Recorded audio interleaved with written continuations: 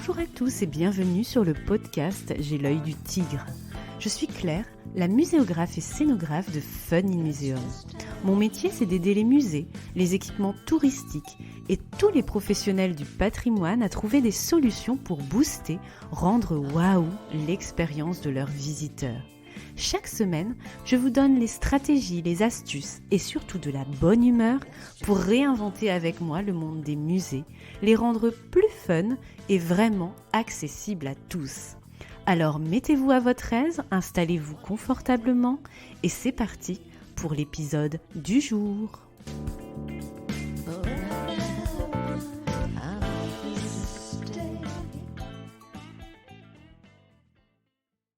Bonjour, je suis ravie de vous retrouver pour une nouvelle mini-série qui va nous occuper ces 3 prochaines semaines. De manière inédite, on va aborder pour la première fois le tourisme sur le podcast J'ai l'œil du tigre, vraiment en focus, et prendre de la hauteur sur les projets d'exposition et de valorisation patrimoniale. Lorsque je travaille sur un projet de création de musée ou de rénovation, d'exposition, pour des maîtrises d'ouvrages privés ou publics, je remarque qu'il y a souvent un focus sur le projet exposition sans qu'il y ait vraiment de réflexion plus globale et même poussée sur le positionnement stratégique de ce même projet par rapport à des enjeux de territoire beaucoup plus larges, touristiques, politiques, économiques, sociétaux, etc. Il y a souvent la communication de schémas directeurs touristiques, s'ils existent, la mention de certains labels auxquels se rattacher et à respecter, le lien avec des circuits thématiques dans lesquels le projet doit s'inscrire, certes, mais l'articulation entre le projet d'équipement ou d'exposition lui-même avec ce qu'il y a autour est souvent floue et très peu concrète. Mon premier travail de muséographe et d'assistante à maîtrise d'ouvrage dans un projet de création ou de rénovation d'équipements et d'exposition est un travail de définition et de positionnement. Je vais essayer de définir avec les différents acteurs autour de la table, DRAC, collectivités, comités départementaux du tourisme, office de tourisme, pays, élus comme techniciens, la niche où inscrire ce projet en cohérence avec les politiques existantes et à venir pour développer les territoires sur différents pans économiques, touristiques, politiques publiques, éducatifs, écologiques, sociétaux. Donc vous voyez bien que au-delà de la muséographie et de la scénographie, on est vraiment sur quelque chose de beaucoup plus large qui touche énormément de volets. On est sur une réflexion à 360 degrés avec un contexte très large. J'ai remarqué que pour beaucoup d'acteurs, prendre de la hauteur sur le projet n'était pas évident lors de cette étape du positionnement stratégique, car beaucoup de notions sont souvent floues, mélangées, mal connues, etc. Du coup, on tente de se raccrocher aux branches, de trouver des cohérences d'ensemble, mais qui manquent en fait de concret, car les notions ne sont pas maîtrisées. Dans le podcast numéro 44, je vous parlais par exemple de développement durable, tandis que dans l'épisode 61, j'évoquais les subtilités avec l'éco-conception. Distinguer l'un et l'autre n'est pas évident. Pour les notions de tourisme, c'est la même chose. On se mélange souvent les pinceaux et c'est là que se créent les difficultés d'avoir un positionnement stratégique vraiment cohérent et éclairé avec une vision vraiment fine des différentes notions.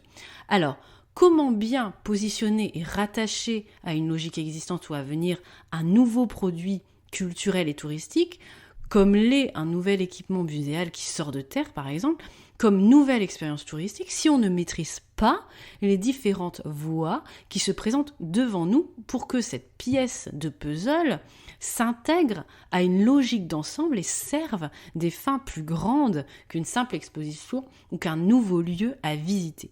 Du coup, j'avais envie de vous proposer une série de 3 épisodes où nous revenons sur certaines pistes stratégiques très tendances et d'actualité en 2022, dans lesquelles l'objet musée et l'objet exposition s'inscrivent.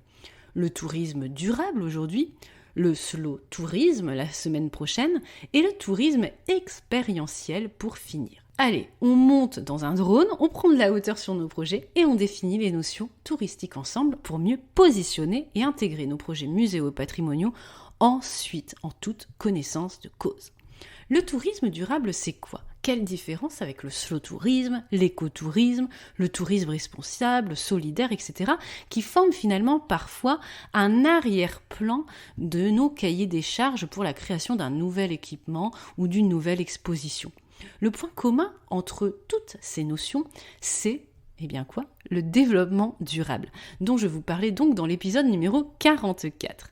En mes mots, le développement durable consiste à produire des richesses, l'économie, tout en réduisant les inégalités, du social, sans dégrader l'environnement, l'écologie. Une démarche de développement durable est donc un équilibre entre ces trois pôles, souvenez-vous, économie, sociale, écologie. Et ces trois entités forment trois cercles, avec au centre, dans la rencontre équilibrée des trois, le durable. Il existe aussi une définition de 1987 très pertinente proposée par Brundtland, Brundtland, que je vous cite aussi. Le développement durable est un développement qui répond aux besoins du présent sans compromettre la possibilité pour les générations à venir de pouvoir répondre à leurs propres besoins.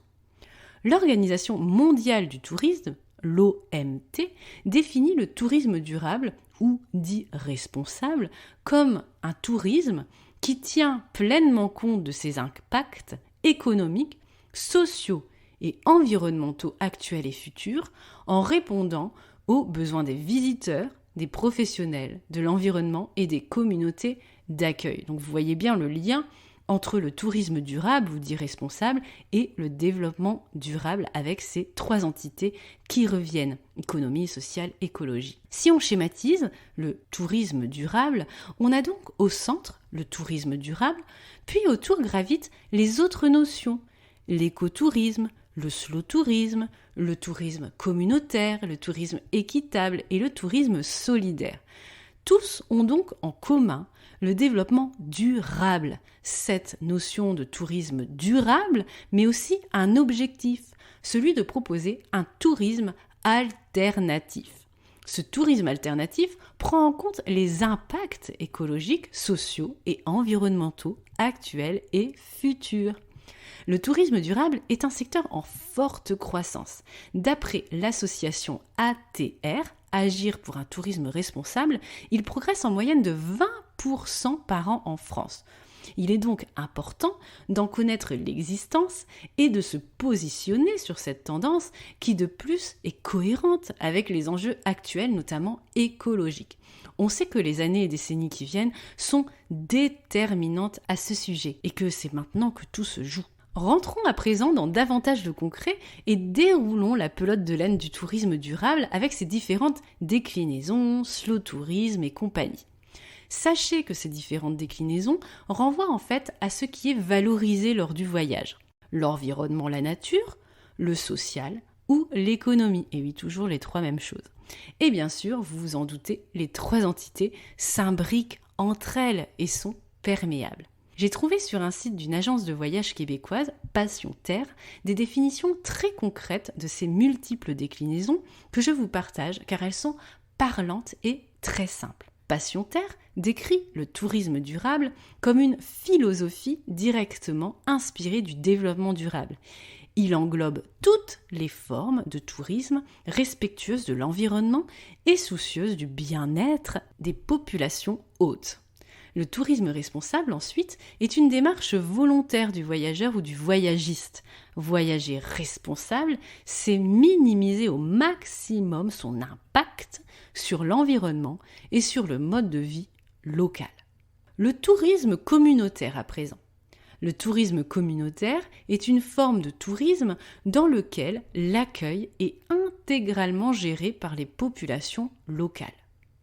Le très populaire slow tourisme, lui, consiste à découvrir une destination à son propre rythme. Plus qu'une forme de tourisme, ce mouvement est un véritable mode de vie qui va à la rencontre des populations locales et sort des sentiers battus. On y reviendra en profondeur dans l'épisode de la semaine prochaine. Le tourisme équitable est un concept, lui, directement inspiré du commerce équitable. Le tourisme équitable permet une rémunération plus juste des communautés locales. Le tourisme participatif a lui pour but de construire des relations entre les populations d'accueil et le voyageur. Réinvention de l'hospitalité, le voyageur participe activement à la vie locale. Ensuite, vous avez l'écotourisme, qui est une forme de tourisme respectueuse de l'environnement et du bien-être des populations. Il se pratique exclusivement en milieu naturel et doit être une source financière viable pour les communautés d'accueil. Vous voyez, on confond souvent l'écotourisme avec le tourisme durable. Et tourisme durable n'est pas synonyme de tourisme avec uniquement l'entité environnement, mais c'est l'écotourisme. Le tourisme solidaire permet quant à lui la création d'un lien de solidarité entre le voyageur et les populations. Une participation financière du voyageur et du voyagiste est reversée à des projets de développement locaux. Les communautés locales sont partie prenante de ces projets dont la finalité est l'amélioration de leurs conditions de vie. L'agrotourisme, lui, terme un peu moins connu, est une forme de tourisme durable dans les milieux agricoles. Il se pratique de plusieurs façons. Hébergement en chambre d'hôte, visite de la propriété, dégustation des produits du terroir, etc. Son but est de faciliter la rencontre avec le producteur et pérenniser leur activité en leur permettant de se diversifier en termes d'activité. Enfin, le tourisme humanitaire est un séjour éthique et durable qui participe à l'amélioration des conditions de vie des populations locales. Transmettre son savoir en tant que voyageur et aider au développement local sont autant de tâches auxquelles les touristes sont amenés à participer.